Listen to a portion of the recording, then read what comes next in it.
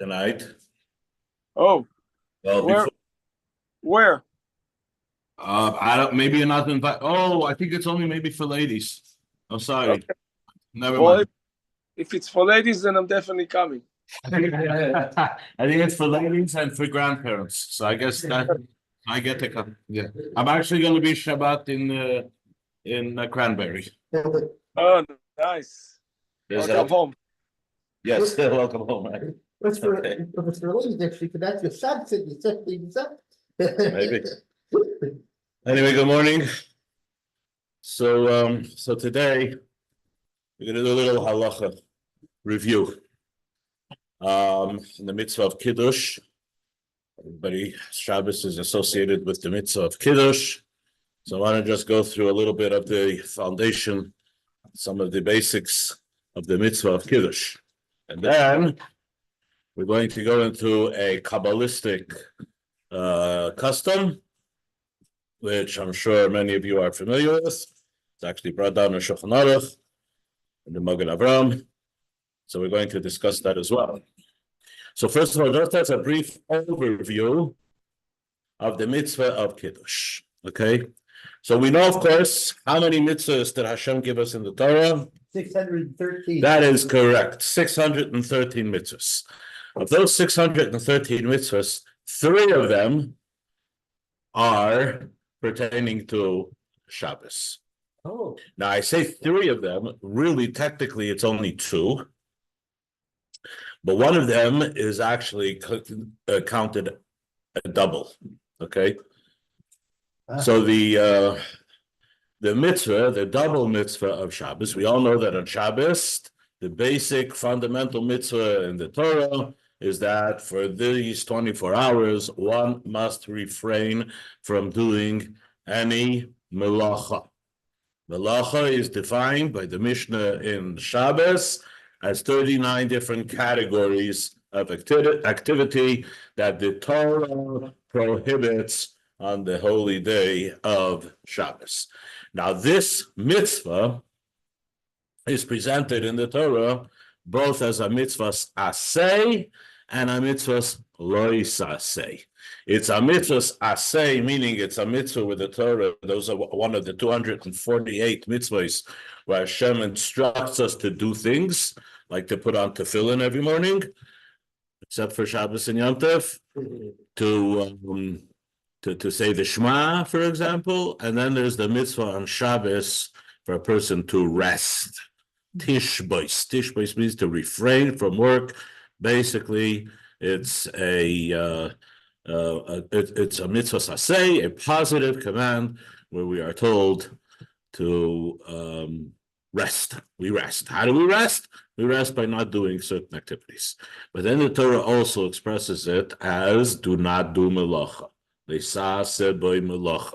So now it means, practically speaking, it's exactly the same thing, but because the Torah expresses it both in the, I guess, kind of like the affirmative, and also in the negative, do this, rest, do not do work, it's actually counted as 2 mitzvahs. Okay, so, and there are other examples of this as well. So of the 613 mitzvahs, some of them, by doing the mitzvah, you're actually doing 2 of the 613 mitzvahs. There's absolutely no distinction between the 2. Oh, excuse me. I'm going to need a tissue. Hold on 1 second. Yeah.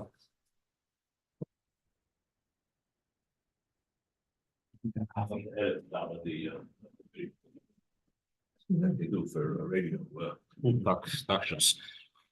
Okay, so the 3rd mitzvah is actually in the Aseret HaDibros. Well, the Aseret HaDibros was repeated in the Torah twice, right?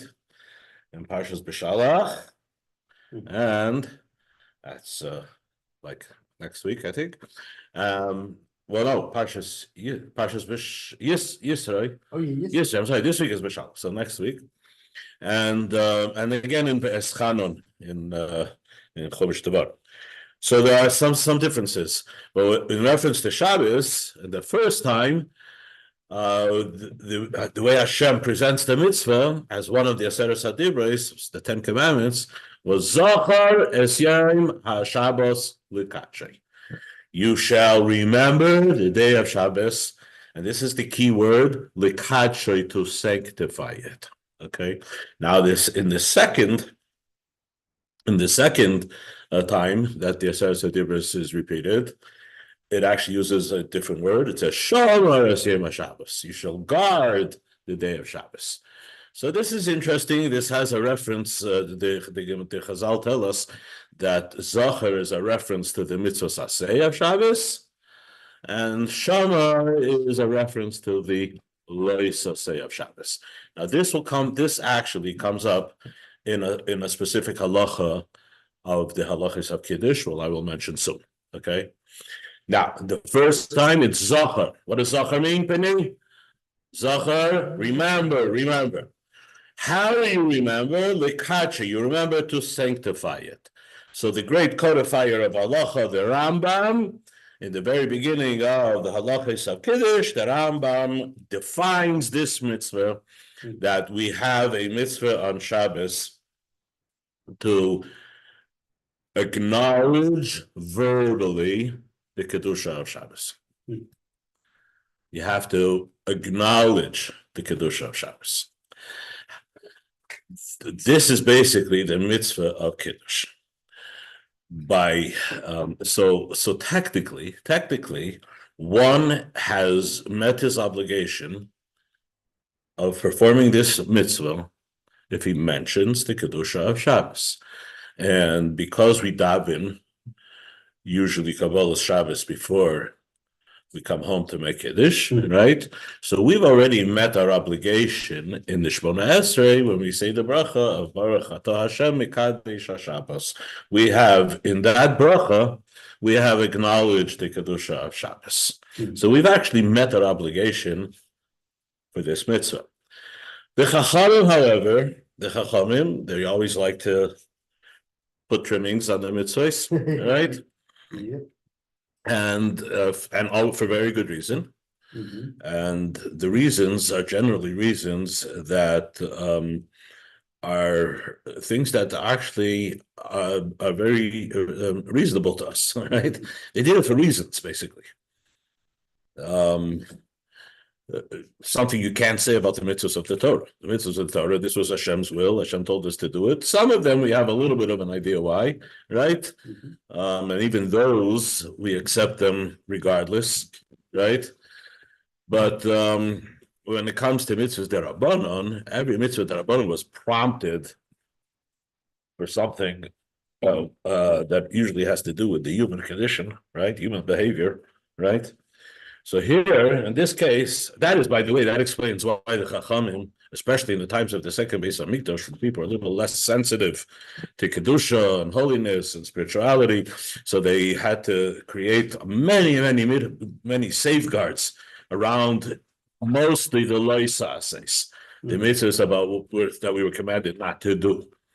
So those are called Gzeiros derabanan, Isurim derabanan. These are all shvus derabanan. These are all things that the Chachamim had to make an added measure of protection so that we do not transgress these loisases. And like I said, this was primarily in the times of the second Beis Hamikdash. Some of them go back to earlier, the times of David HaMelech, Shlomo HaMelech, maybe some even earlier than that. But generally speaking, this was something that was very common by the Anshe Knesset Agdoila in the times of the second Beis Hamikdash. So that's generally speaking for loisases. Because yeah, go ahead. I was going to be thinking that it's interesting. She's like, you even had issue with Moshe Rabbeinu. Moshe Rabbeinu, he made a Mekzera. I'm happy to read actually the Torah. Okay, so that's a little different. That's not so much a gzeira. That's more like a asi, something to do, right? So yes, that's called like a takana. It's called. So Moshe Rabbeinu made a takana to read the Torah on a weekly basis. Okay, because he didn't. Yeah, then Ezra came and added to it. Okay, now. So as I started saying, most of these things that the Chachamim did, they did as like a safeguard, right? Like the Mishnah tells us in Pirkei Avos, Asusi Yog L'Torah, make a fence So transgressing a loisa is like falling in a pit, and putting a fence around it protects you from falling into the pit. Okay. But then there are also things that Chachamim did more in the context of things to do, like you mentioned, Moshe Rabbeinu, right? He instituted that we should read from the Torah. So when it comes to the mitzvah of Kiddush, so as I said before, technically, according to the Torah, Zachar, just remember. How do you remember? So the Rambam defines it for us, right? Based on the Gemara, that one has to mention it, Zichruhu b'dvarim, articulate, mention verbally, mention the Kedusha of Shabbos, comes along the Chachamim, and the Chacham says that's a very vague mitzvah, okay? To just verbally do something. So quite often, especially again, this is something because we have a somewhat of a diminished sense for spirituality, and just saying something doesn't feel significant, right? Although you're doing a mitzvah, so if you're able to see the potency of the mitzvah, so then you know that would be enough. But we lost that capability of sensing the spiritual potency, right? So therefore, the Chachamim wanted to make it to be a significant act. So they said that when you do this mitzvah of Kiddush, they first of all, they formulated a special bracha designed just for that purpose. And that's the bracha that we say when we make Kiddush, Mikadesh HaShabbos, and they also said do it over a cup of wine, because there's nothing like a cup of wine to give significance to what you're about to do. It's like Ein Eimrim Shira Ela Al Hayayin. I think there's such a right Shira. You want to sing a song, do it with a cup of wine, and that gives it an extra oomph. I think that's the pshat. But You have a toast for a couple of wine. or a toast, yeah, you want to give a bracha to someone, you do it over a cup of wine or whatever. So somehow wine adds a certain dimension, right? It really makes you calmer. So then if you were actually singing. Whatever, I don't know what it is, but okay. By the way, you'll notice this also by other mitzvahs that seem to be somewhat abstract, that we also do with a cup of wine. Okay. What's the one other thing that you know that commonly happens that we see is done with a cup of wine? Have you ever been to a chasana? Yes. You've been to Oh. Oh, now I'm with the chuppah, right? So the chassan does a mitzvah, right? He's mekadesh the isha. Okay. This, by the way, is a very abstract thing, right? How? Because I handed something of value, and customarily a ring, right? You handed the ring to this woman standing under the chuppah, and now her status has so drastically changed. Your life has very drastically changed. But halachically speaking, what actually changed was the status of this woman. She's now an Eishes Ish, right? And the only one way to get rid of her. A very complicated procedure. The Chas v'Shalom, you should want to do that. But the bottom line is that all acquisition is abstract by nature, because the very notion of ownership is abstract. What does it mean that I own this book? If I would say I own my hands, okay, so that's, I guess, pretty much non-debatable. Nobody can change that. I mean, probably the communists can change that too, but they definitely changed the notion of ownership. No, you don't know that. The state owns it, the people own it, or whatever, something like that nature.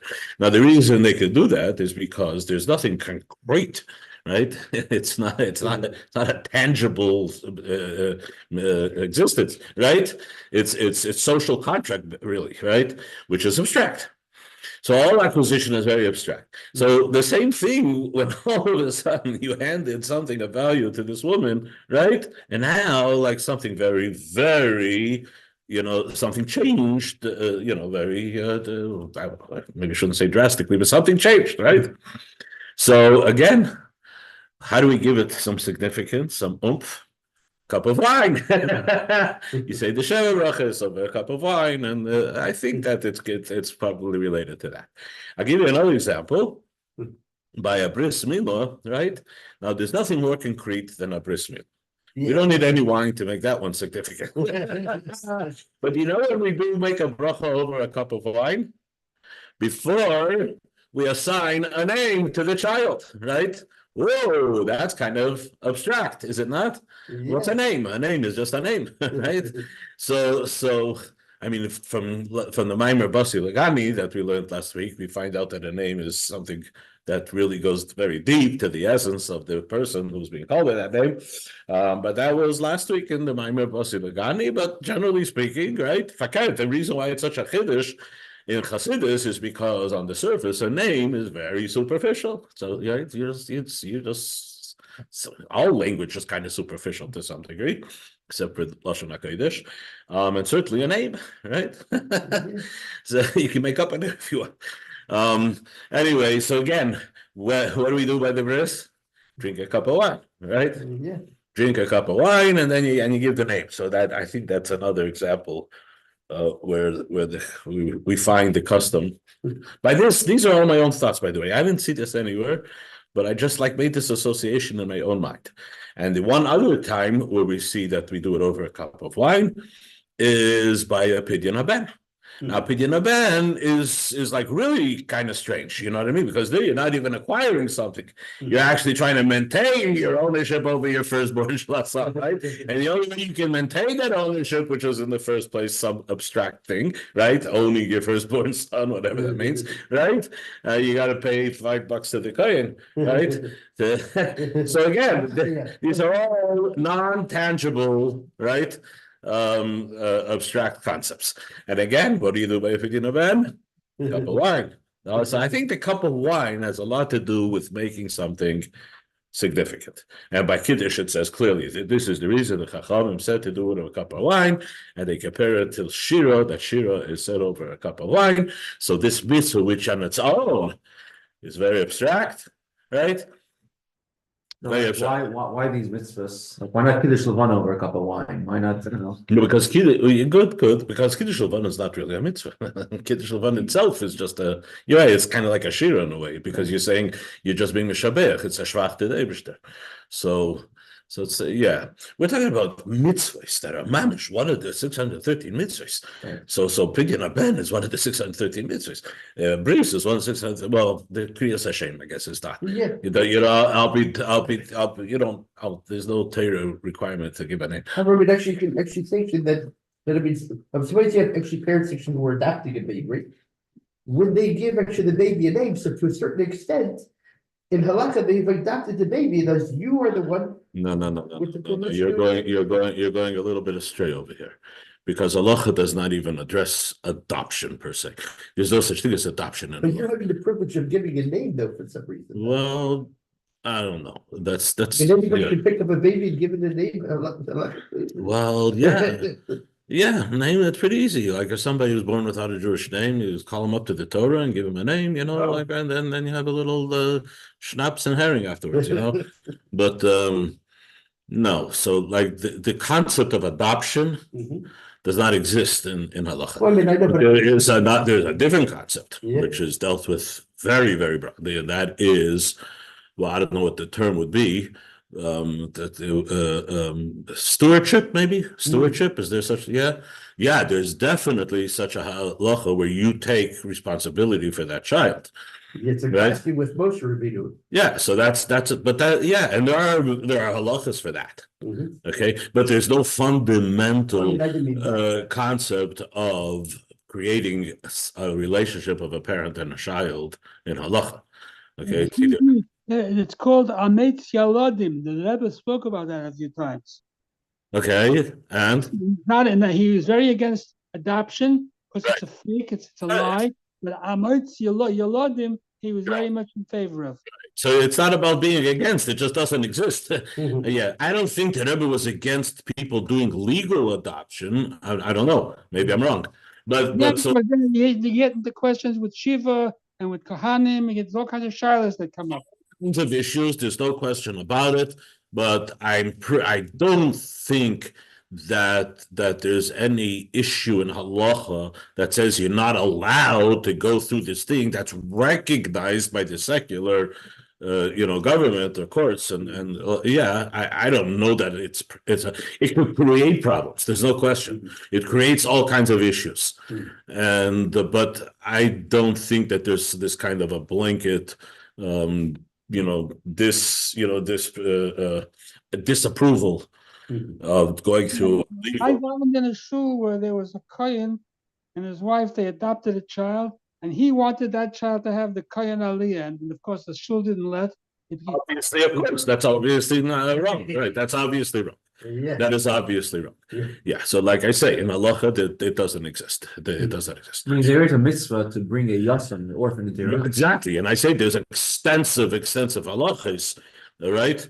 That includes responsibilities and rights and et cetera, but it's not adoption. You haven't created a child, a parent. The parent-child relationship obviously is very significant from the perspective of Torah, right? It exists. That relationship exists. It exists only by biological connection. Well, I mean, I might not mean fully, but I mean, I was actually thinking in terms of like a partial thing. It's not even partial. It's a different thing. It's more like what's it called? It's more like a social kind of obligation, which is obviously also addressed in halakha and the Gemara. I mean, the whole nezikin is based on social responsibility, right?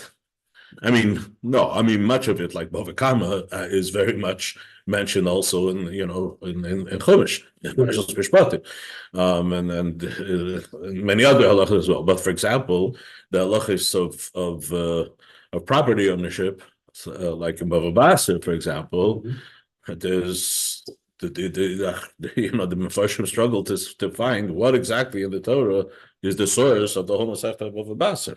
So it's not but it exists, obviously, right? It's the idea that the halacha also addresses social responsibility is obviously, the basic idea of the ownership is obviously sanctioned by the Torah. Okay, anyway, so back to Kiddush. So Kiddush here is this mitzvah, this kind of like vague kind of mitzvah. It doesn't seem to be concrete. It is merely an acknowledgement.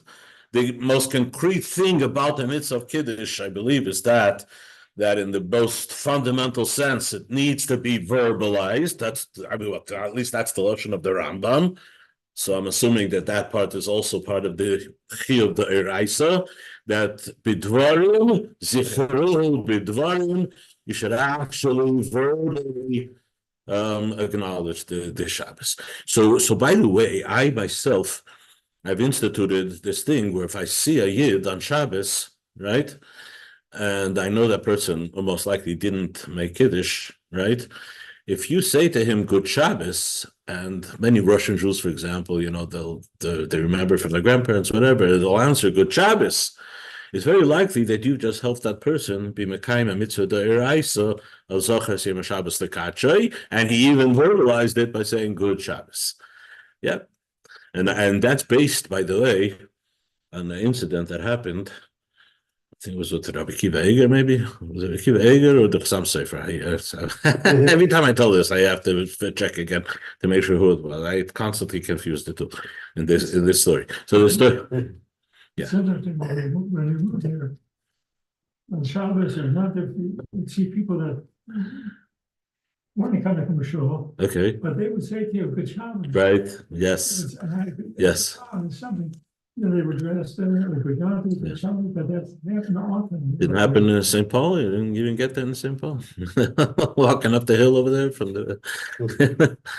No. But okay, so the story goes. And here, before I tell the story, there's just another element about the mitzvah of Kiddush. Okay, so the mitzvah of not doing mulacha. So on the one hand, it's a mitzvah aseh, to rest, but it's also a mitzvah lois aseh.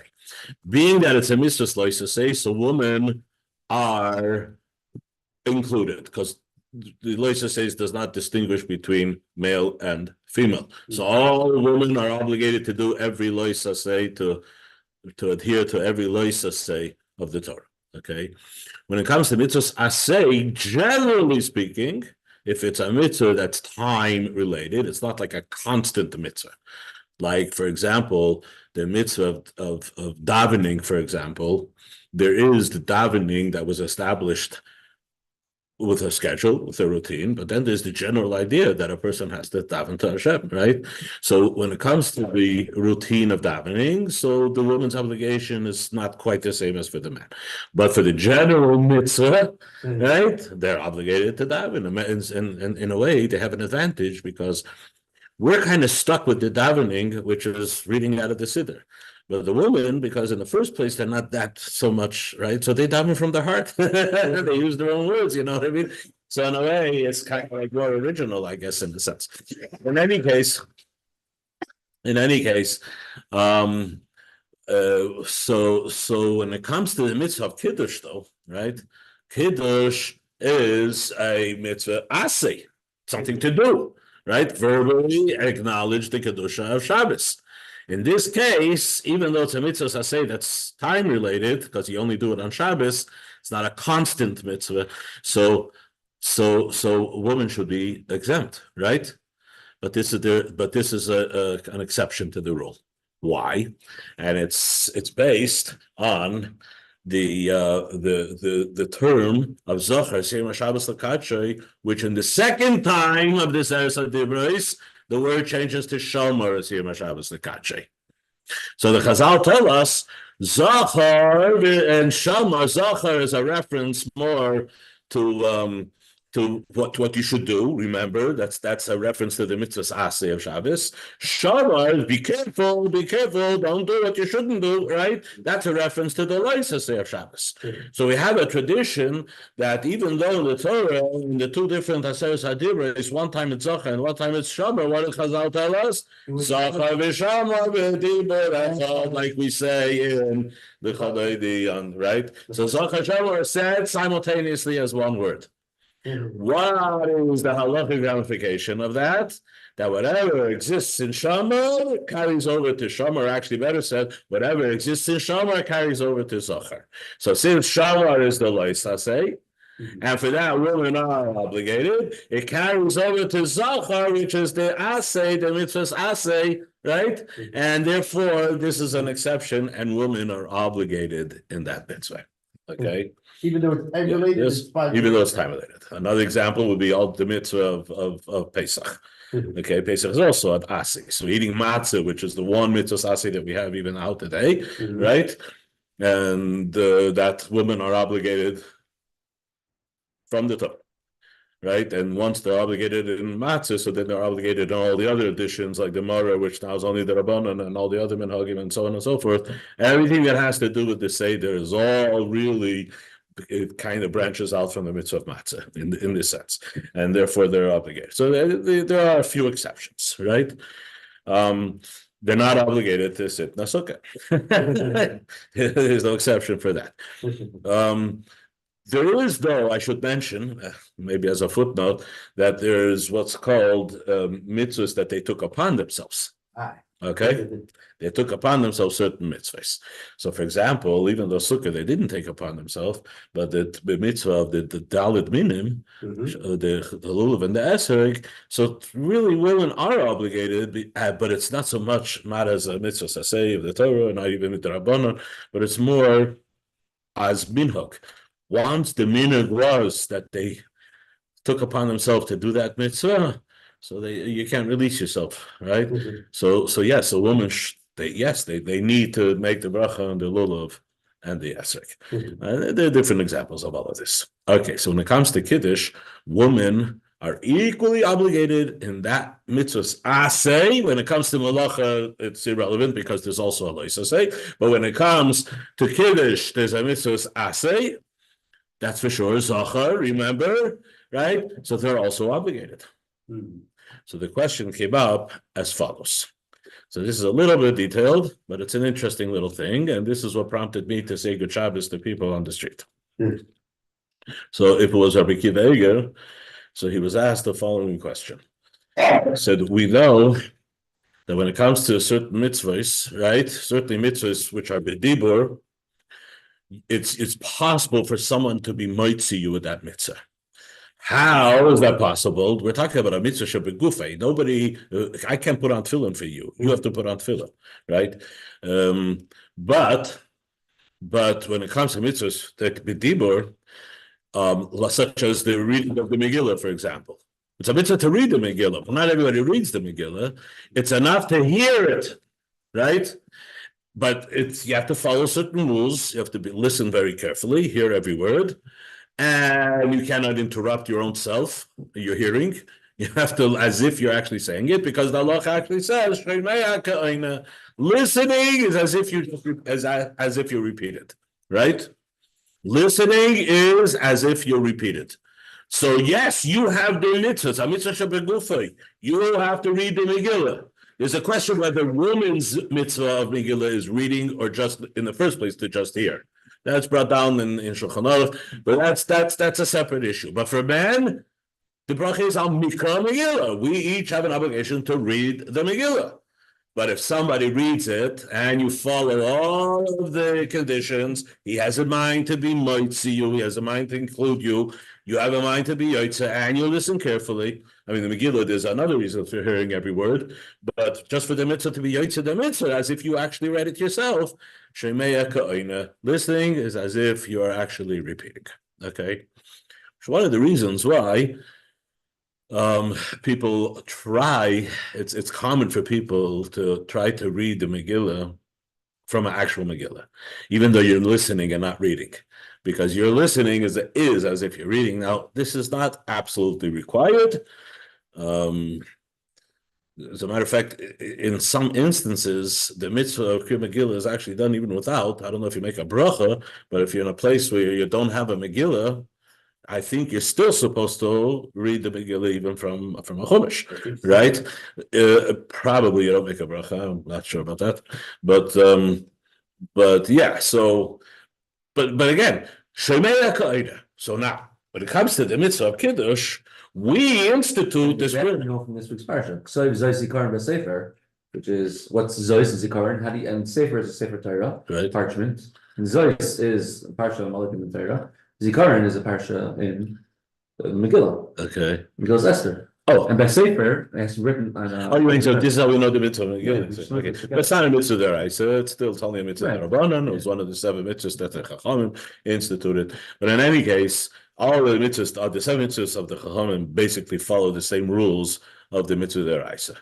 Pretty much. I mean, not totally 100%, but basically, when it comes kol ma shetiklu Chachamim kein deraisa tiklu, if they made a mitzvah, they made it to follow the same rules of a mitzvah deraisa. So here you have the Shemei Ka'ina as it applies to mitzvah derabanan of Megillah, right? But okay, so in Kiddush, same thing. The mitzvah is to verbally say the Kiddush. Okay, therefore, and this is very common, is that you don't actually say the words of the bracha that mentions the Kedusha of Shabbos. You hear it from someone else. And that's valid because we're following the rule of Shemei Ka'ina. Listening is as if you repeated it, right? Okay, perfectly valid. And it's very common. As a matter of fact, it's actually a hidur, according to some, for sure, according to most, I'll say, that one person should make Kiddush and everyone listen. Because that's called Beroi Vam Hadras Melech. You do a mitzvah, it's better we do it collectively as a group. It gives the mitzvah a certain honor, right? Like when you greet a king, it doesn't look good if only 3 people show up, right? So yes. But so how are all the people actually meeting their obligation? How are they being yotze? Because they're listening carefully while the person who's saying the Kiddush. And that happens in most families in the world, right? The husband comes home, the father comes home, he makes Kiddush, the wife, the children, they listen, and even the guests, they listen, and they are yotze the mitzvah of Kiddush. Now, to give the mitzvah significance of drinking wine, which is totally added on by the Chachamim, right? That the Chachamim said it's enough if only one person drinks the wine. Not everybody has to drink the wine. One person drinks the wine. That gave the mitzvah its significance, so to speak, as I described before. And everybody else is yaitza the mitzvah just by having listened. There happens to be another thing. It's called the mitzvah ben amuvchar. It's a good idea. It's nice for everybody to taste the wine. But all they're doing is taking a little taste. Because the mitzvah of drinking, there's a minimum requirement of how much you have to drink. Not for the mitzvah min amuvchar, the way to make the mitzvah the most choicest way is everybody takes a little taste of the wine. It's not required. It does not in any way undermine your having fulfilled the mitzvah in any way whatsoever. It's just an added little thing, which is nice for everybody to take a taste. But only one person has to drink. So the question came up as follows. There happens to be a rule that when you're being mitzi someone, when you're doing a mitzvah for someone else, if you already did the mitzvah, you can, but it's preferred that that person does it himself. Now, the reason why you can is because even though I was yoitza the mitzvah, I'm not really doing the mitzvah. I'm not even right. I'm not obligated to do the mitzvah. But no, everybody's responsible for one another. So as long as there's another Jew out there that didn't do the mitzvah yet, you still have somewhat of an obligation. So you could actually do the mitzvah for them, and they could hear it, even though you're doing it for the second time, where you personally are not even obligated, right? But there's a little caveat here that's only that's b'di'evet. L'chatchila, the person should do it themselves if you already made, right? So, question that came again. I think it was again. The husband davened Kabbalah Shabbos in shul. In shul Kabbalah Shabbos, he already was yotzei the mitzvah of kiddush because he mentioned the Kaddish Shabbos. When he comes home, he's already doing kiddush to meet the obligation of the Chachamim to do it over a cup of wine. So he's doing it like on a secondary level, right? Because he already, the major level, he did. The wife, on the other hand, who we established is just as obligated as him in this mitzvah, she didn't have in Kabbalah Shabbos because she was busy making the salads and taking care of the kids or whatever else. Her excuse for not having Kabbalah Shabbos, right? Of which there are many. So for her, she hasn't done the mitzvah of Shabbos at all yet. Certainly not the Rabbanim, and not even the Eretz. So when the husband is making the kiddush, she's of a lesser degree of obligation because he's only doing it to meet the requirement of the Chachamim. She has to meet the requirement of the pasuk Zachasim Shabbos the Kadshe from the Torah. So yes, he could, but wouldn't it be preferred that she make kiddush herself, since she's doing it the Eretz? To which Rabbi Kiva Eger or the Chassam Sofer replied, so when he came home, did he say good Shabbos to his wife? Yeah, he said good Shabbos. Did she answer good Shabbos? Yeah, she answered good Shabbos. This was all before Kiddush. Yeah, before Kiddush, she answered good Shabbos. So she's already on the same level as him because she already met her obligation of the mitzvah of mentioning the Kedusha of Shabbos just by answering good Shabbos to her husband. From this, I learned that it's a good idea to say good Shabbos to as many people possible, because some of them may have not done the mitzvah, and by answering good Shabbos to you, they are actually doing a mitzvah d'oraisa. That was my little overview of the mitzvah of Kiddush that I wanted to share with you. And if she does not say good Shabbos to you, then? So you see again, good Shabbos. Hello, did you hear me?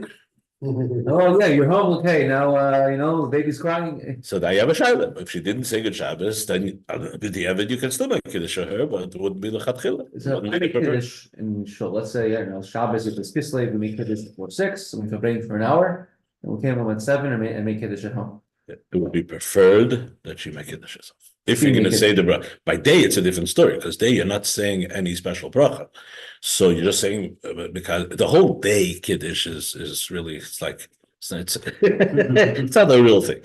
I mean, the only reason why we start the meal over a cup of wine is because you don't want the day meal to be jealous of the night meal. So before the night meal, you started with the whole ceremony, right? And you made Kiddush, you made a special bracha for the Kiddush of Shabbos, and then you made a Ber Pri Hagafen before you even started the meal. And then it comes the day meal, which halachically is on a little higher level than the night meal, right? Because let's say, for example, you only have lechem nishta for one or whatever, certain, I don't know, but there are certain situations where you're supposed to actually save it for the day meal, because the day meal was considered halachically more important than the night meal. So, hey, the more important meal is getting short-ended over here, because short-shrifted, right? Okay, so someone says, you know what, big deal. Yeah, pour yourself a cup of wine, and they called it Kiddush, right? And not only they call it Kiddush, they call it Kiddush Rapsi, I think. They want to make it feel good, this Kiddush, so they call it the big Kiddush. This is the big Kiddush, when technically it's not Kiddush at all. You didn't even mention the Kiddush of Shabbos. All you said was a bracha by Priyagaf. But now, when you come home Shabbos day, if you're still chayiv to make a bracha by Priyagaf, there's no issue. So you made Kiddush already. But if it's Friday night and you already made Kiddush, right? So now there's a little bit of an issue. Because why is a little bit of an issue? Because you can't make the bracha mekadosh Shabbos again. You already yotze the mitzvah. Oh, but I have to be mitzi someone. Okay, you could, but it's preferred not. Let them make Kiddush themselves. So the preferable thing would be, if you already made Kiddush Friday night, is for your wife to make Kiddush. Like I said, the halacha is, if for whatever reason they can't or whatever, so yes, you could. But it's preferable that she would make Kiddush herself. Get it? Okay. By the way, I had this question just a couple of weeks ago, because the girls, they Friday night in the dormitory next door to yeshiva, or next door to your parent, right next to the next house in the corner. So they eat Friday night, they eat their Shabbos meals, they prepare it themselves, and they like to eat it themselves, and so on and so forth. But for whatever reason, somebody usually comes and makes Kiddush for them. A man, that's Kiddush. Yeah, it's so totally not necessary, because a woman can make Kiddush just as well as a man can make Kiddush, right? So I had this issue that I went with my wife. But there were still people home who needed to hear Kiddush. My daughter bracha, or I think we had guests, and when I was going to go home, I was going to need to make Kiddush again. So I actually, and this is a eitzah that's given, is that I made Kiddush, right, for the girls. But I had in mind that I'm only making the Kiddush for them, and I don't want to be eitzah. I did it. Yeah. Now, I don't, maybe it's not the best thing to do, but I think I met all of the halacha rules. But I couldn't drink the wine, because since I wasn't being Yotze Kiddush, you're not allowed to drink before Kiddush. Yeah. This is actually brought in the Shulchan Aruch. So I couldn't drink the wine. I said, no problem. I'll make Kiddush. And somebody who is being Yotze by listening, they will drink the wine. Besides the little bit that everybody takes a taste, the 1.5 ounces that you're required to drink in order for it to be considered that you made Kiddush over a cup of wine. So that's what I did. I made Kiddush. I had in mind not to be Yotze the Kiddush, because I wanted to make Kiddush again when I get home. And somebody else drank the wine over which I made the Kiddush, someone who was actually part of that meal and being Yotze, and hence it's sometimes a good idea to know halacha a little bit, because that will help you in a situation like I just described. If they're going to drink the wine, they have to make as well. It's also an interesting thing, because generally speaking, what's called a brichas a mitzvah, brachas that you make for mitzvahs, either the bracha before a mitzvah or the bracha itself is a mitzvah, like the bracha of Mekadosh Shabbos, that you could definitely might see someone else. But if it comes to birchas hananin, like you make a bracha before you drink a cup of water or a cup of juice, right? The only time you could be might see someone else is if you yourself are also being nan. It's a special halacha for birchas hananin. So the ber priagafen bracha is kind of birchas hananin. That's for drinking the wine. So how could you be mighty someone if you yourself are not drinking? The answer is that the ber priagafen of Kiddush is different than every birchas hananin, because it's considered part of the mitzvah. So it has the status of a birchas mitzvah in addition to being a birchas. Yeah. Because there's other places, like installers which start off with a gafen, right? They don't do Yom Shishi till after. Yom Shishi has nothing to do with Kiddush. No, but of course it starts with the gafen. Everybody. Well, it's a machlekes, it's a mishnah. It's a mishnah. It's a machlekes. It's Hillel Mishami, no, or Hillel Mishami. I don't remember. But Yom Shishi, by the way, is irrelevant, Yom HaShishi, the only reason I added Yom HaShishi was because we're saying Eidos that Hashem created the world. And you said it in Shul, but when you come home, the Bnei Bayis weren't in Shul. So they wanted the Bnei Bayis should also say, be made that Hashem created the So world. sometimes separates Hadafen from the bracha of Kiddush. They put a Yom HaShishi in between. No way. No? No way. Can't do that. No way. No way. Hadafen is always next to the mitzvah. Yeah. As a matter of fact, the mitzvah of Kiddush, and this is one more detail about the mitzvah of Kiddush, the mitzvah of Kiddush is basically at night. It's actually better to do it as soon as you come home, the beginning right of the night. Shouldn't push it off. But if you didn't do it at night, you can still make it up by day. So let's say you didn't, for whatever reason, make Kiddush at night. The next morning, or the next whenever, well, if you want to eat breakfast, you're going to have to make Kiddush. But let's say you hold out until the meal. So instead of just saying Ber Pri Hagafen, you're also going to say the mitzvah of Kaddish HaShabbos. But you're not going to mention Yom HaShishi because that's already irrelevant. That was when the 6th day ended, which was the night before. So you don't say Yom HaShishi.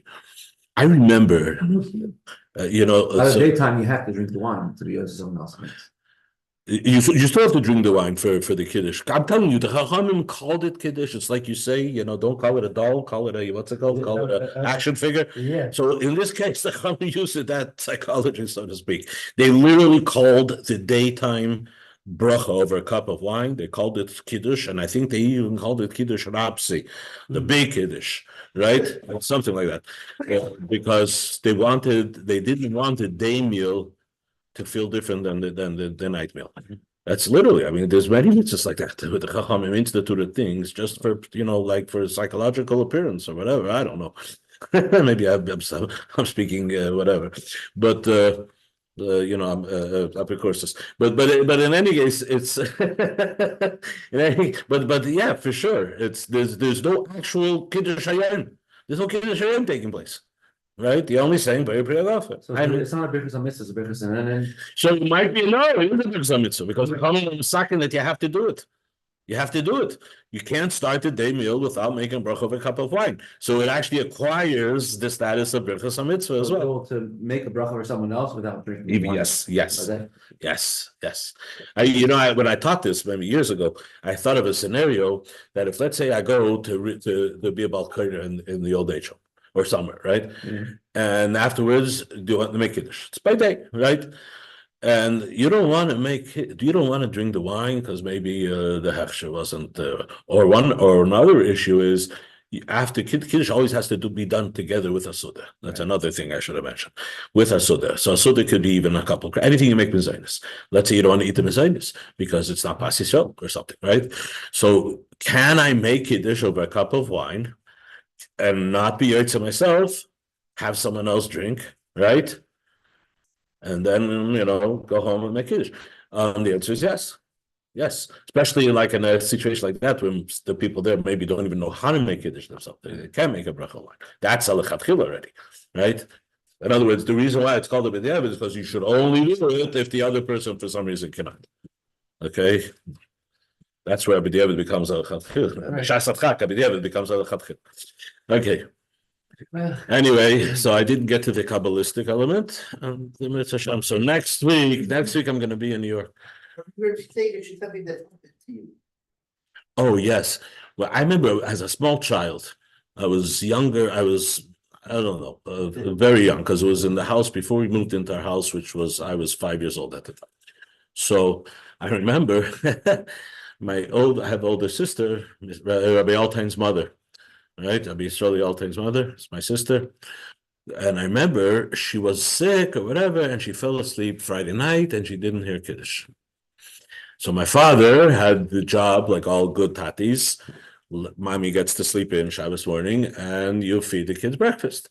So my father is getting us ready breakfast, and they were in the kitchen, right? This is when we lived still on Douglas Street, and I remember my sister was crying, but she didn't hear Kiddush.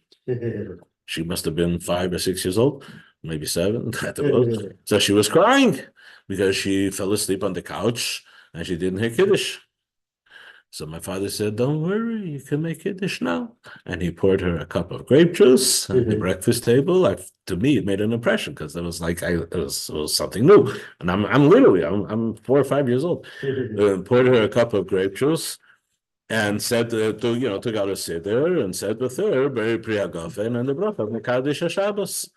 There's no greater lesson in life when you get to observe it in real time, in real life. So like this halacha in Shulchan Aruch, yes, I remember my father actually doing that halacha with my sister. Yeah. Anyway, yeah, that was the story I was going to say. So good Shabbos all. I'm heading to Cranberry for Shabbos, special Shabbos. Yes. So and next Shabbos I'm going to be